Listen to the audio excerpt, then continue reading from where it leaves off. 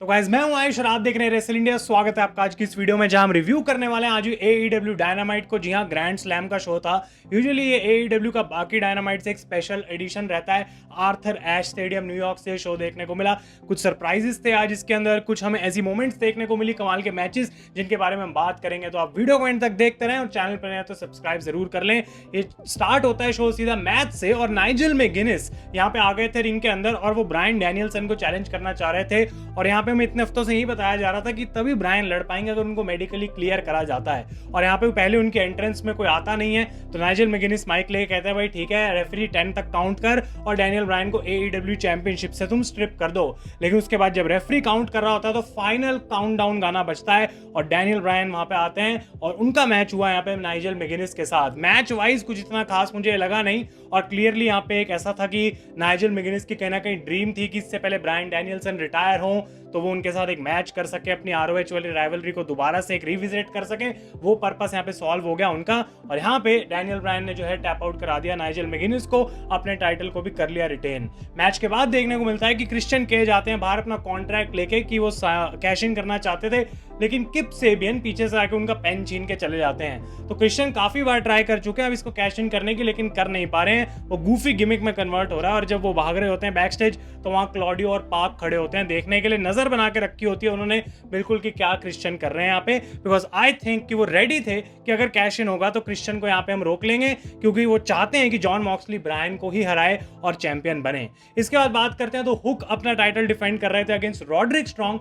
For the FTW championship. ये match हुआ और ये मैच जबकि 2-3 हफ्तों से बिल्ड करा जा रहा था, कभी भी इसमें इतना इंटरेस्ट मेरा ऐसा था नहीं कि भाई ये मैच के लिए वेट कर रहा हूं मैं, लेकिन यहाँ पे भी सबमिशन एंडिंग देखने को मिली। टैप कर देते हैं रॉड्रिक स्ट्रॉन्ग और जो मैच के बाद हुआ वो थोड़ा सरप्राइजिंग था बिकॉज रॉड्रिक स्ट्रॉन्ग ना ही सिर्फ हाथ मिलाते हैं, हुक से गले मिलते हैं, लेकिन हुक प्रोमो कट करते हैं कि सारी अच्छी चीजें एक पॉइंट पे आके खत्म हो जाती हैं और ये FTW चैंपियनशिप जो है उन्होंने अब कर दी है रिटायर। यानी कि FTW टाइटल अब हमें देखने को नहीं मिलेगा AEW में। और ऐसा काफी लोग बहुत टाइम से बोल भी रहे थे भाई इतने सारे टाइटल हो रहे हैं तो थोड़े कम कर दो, तो AEW ने शायद उस बात को सुन लिया है। इसके बाद बात करते हैं गाइस तो AEW टैग टीम टाइटल्स का मैच देखने को मिला जहां पे विल ऑस्प्रे और काइल फ्लेचर की टीम लड़ रही थी अगेंस्ट द यंग बक्स। और मतलब ये मैच फाइनली एक पॉइंट के बाद यंग बक्स ने ऐसा दे दिया है कि मैं आगे उसकी तारीफ कर सकूं। भाई पिछले ऑल इन और ऑल आउट के जो मैचेस थे इतने वियर्ड थे, इतने अजीब सी एंडिंग थी, वो रेसलिंग उस लेवल तक लेके ही नहीं गए। लेकिन आज इन्होंने एक बार फिर से प्रूव कर दिया कि भाई टैग टीम डिवीजन जो है वो बहुत स्ट्रांग है AEW की।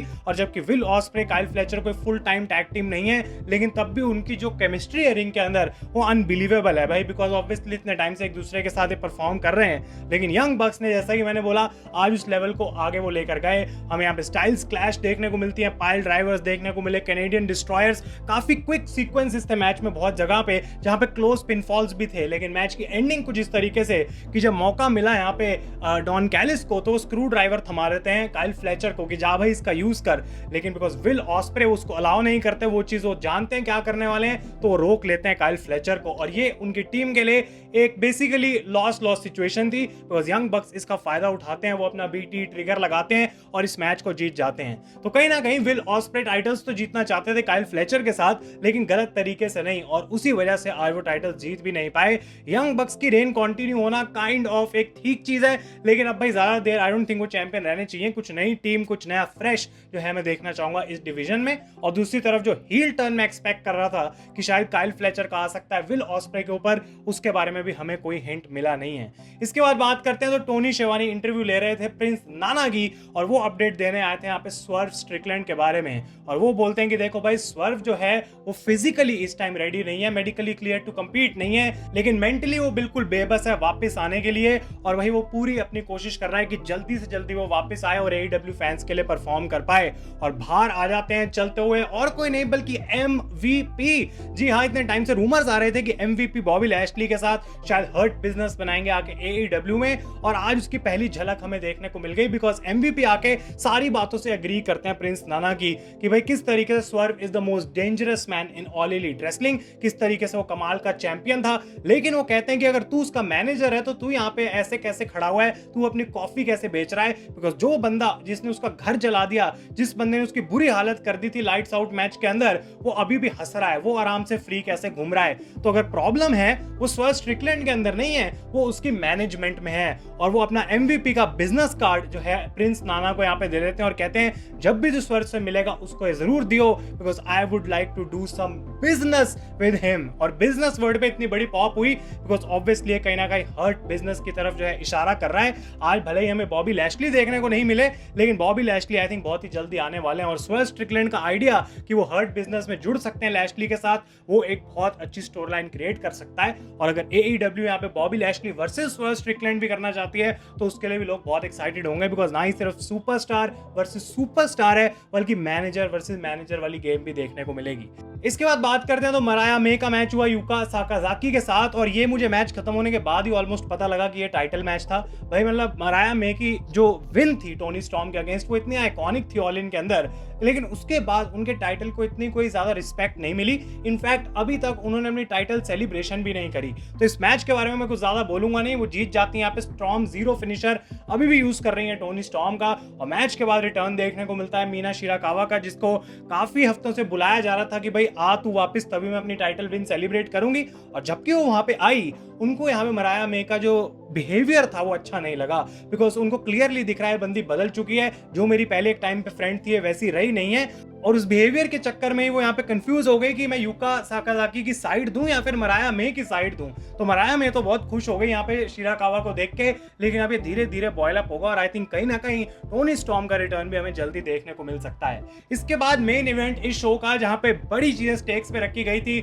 जॉन मॉक्सली लड़ रहे थे डार्बी एलिन के अगेंस्ट, और मजे की बात यहाँ पे यह है कि AEW चैंपियनशिप ऑलरेडी एक अपॉर्चुनिटी थी डार्बी के पास, जो उन्होंने ऑन द लाइन रख दी आज मॉक्सली के सामने। तो अगर मॉक्सली जीतते तो अब उनको मौका मिल जाता जो डार्बी के पास था, और बिल्कुल वैसा ही देखने को मिला। भाई जो मैच है यहाँ पे एक रैग डॉल यानी कि एक खिलौना बना के छोड़ दिया डार्बी एलिन का जॉन मॉक्सली ने, बिकॉज जो साइज डिफरेंस है वो तो एविडेंट है ही। मुंह से खून निकाला, भाई इसको स्टील स्टेप्स पे फेंका, वो साइड में रिंग साइड पे जो मैट्स हैं हटा के वुड पे उसको फेंका। भाई सारी जो हमें चीजें यहाँ पे देखने को मिली पूरी कमाल। और उसके बाद जॉन मॉक्सली जो है उन्होंने हरा भी दिया यहाँ पे डार्बी एलिन को। बेसिकली ये मैच खत्म होता है और डार्बी की अपॉर्चुनिटी उनके हाथों से स्लिप हो गई है। लेकिन ऑब्वियसली AEW यहाँ पे बड़ी चीजों के लिए बिल्ड कर रही है। अगला पेपर भी उनका आने वाला है रेसल ड्रीम, और वहां पे वॉशिंगटन के अंदर शो जो देखने को मिलेगा वो ना ही सिर्फ ब्रायन डैनियलसन का बल्कि स्वर्ज स्ट्रिकलैंड का भी होम टाउन है। तो वहां पे बड़ी चीजें ऑन स्टेक्स हो सकती हैं। लेकिन ब्रायन आते हैं यहाँ पे मेन इवेंट के बाद बाहर और सीधा टाई से लेके चोक कर देते हैं भाई यहाँ पे जॉन मॉक्सली को। मे बी डेफिनेटली यहाँ पे थोड़ी यादें ताजा हुई होंगी जस्टिन रॉबर्ट्स की देख के, वो टाई देख के उनको बिल्कुल खुशी नहीं फील हुई होगी। लेकिन इस बार कोई बंदा फायर नहीं हुआ भाई, जो फायर्ड अप हुआ वो सिर्फ ब्रायन डैनियलसन था। चोक करने लग गए यहाँ पे आके जॉन मॉक्सली को, लेकिन उसी टाइम ब्लैकपूल कॉम्बैट क्लब और प्राइवेट पार्टी ये सब लोग आते हैं, ब्रॉल स्टार्ट हो जाती है और यहाँ पे क्लियरली माइक लेके कह देते हैं डैनियल ब्रायन कि भाई मॉक्सली अगर तेरे को एक मौका चाहिए तो ठीक है, आई एक्सेप्ट, तू एक चैलेंज ले और रेसल ड्रीम में इट विल बी ब्रायन डैनियलसन